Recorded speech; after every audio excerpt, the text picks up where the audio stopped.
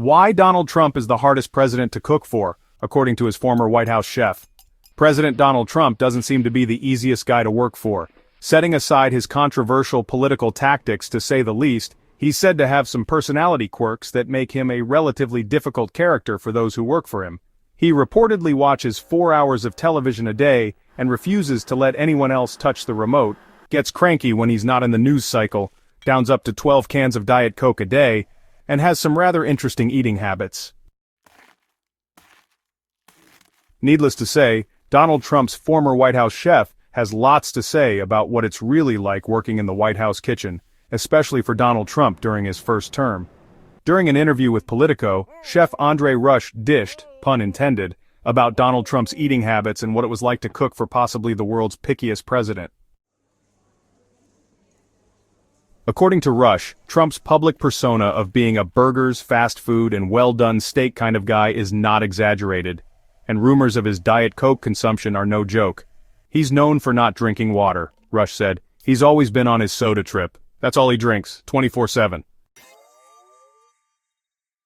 Oh, and the story about the president having a button that he could press to get someone to bring him a Diet Coke, that's true, Rush says. But that's not where Donald Trump's eccentric eating habits end. You know, Rush actually named him the most difficult president to cook for, due to his aversion to trying new foods. Donald Trump's diet, well, it really lacks diversity. For Chef Rush, the main challenge of being Donald Trump's chef seemed to be that he liked to eat the same things over and over again. While Obama was the easiest to cook for, the hardest was Trump, Rush told Politico. There was not a lot of diversity to it.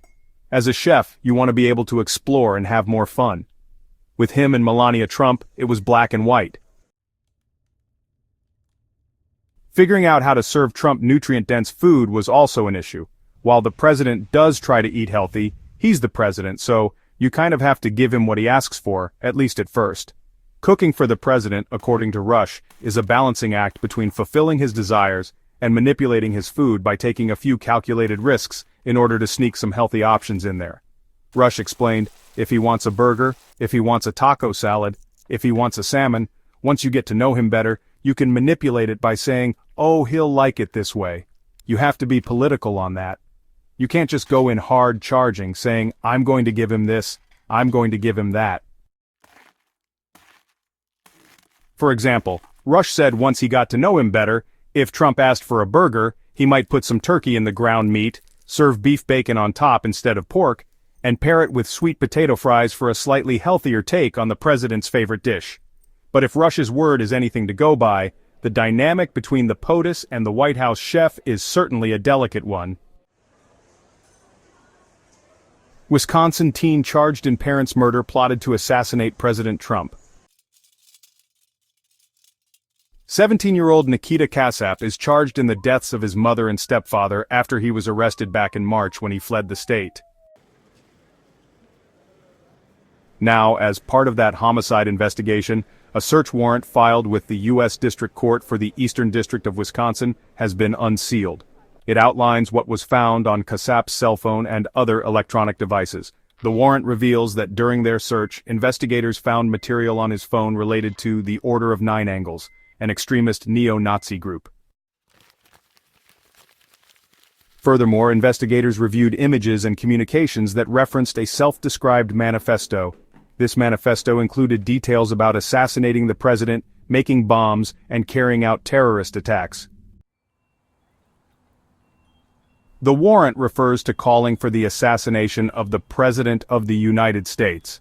This was allegedly intended to foment a political revolution in the United States and, as stated, to save the white races from Jewish-controlled politicians.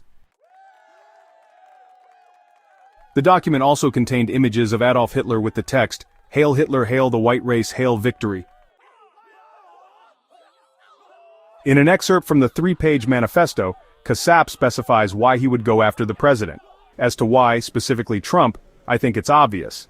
By getting rid of the president, and perhaps the vice president, that is guaranteed to bring in some chaos, and not only that, but it will further bring into the public the idea that assassinations and accelerating the collapse are possible things to do.